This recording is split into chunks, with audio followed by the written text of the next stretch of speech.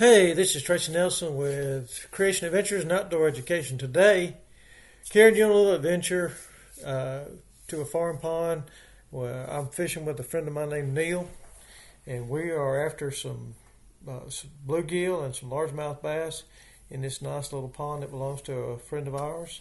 And so, what I want to do today is kind of give you just a little tutorial on farm pond management, talk about wildlife conservation, about good stewardship, about being good stewards of the land that God has given us, and it just being using the land wisely.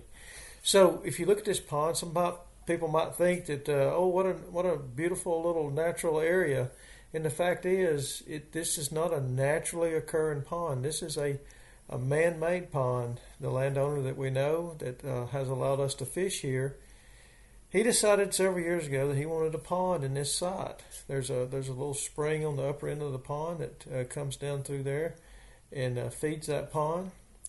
And he decided it was a good place for a fish pond.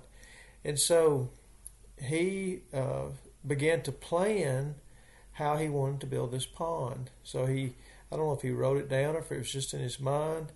And he began the process of building this pond. Then he had to design it.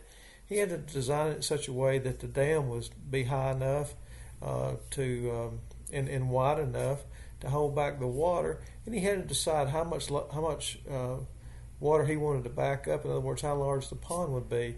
So he planned it and he designed it, and he had to have a certain order by which he built it. You can't get out of order when you're building a pond. There's certain things you do first. And then he had to get the equipment over there, and somebody knew how to operate it.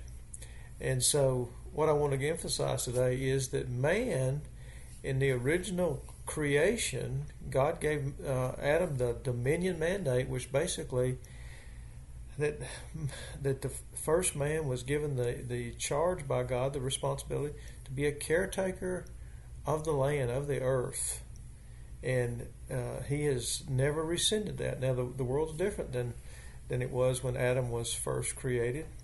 But we still have this mandate from God, this responsibility to be a good caretaker of the land. And what you see here is an example of someone who has practiced stewardship of the land by building this pond and creating this wonderful environment for wildlife.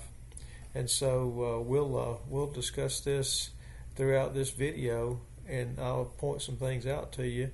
And we'll talk about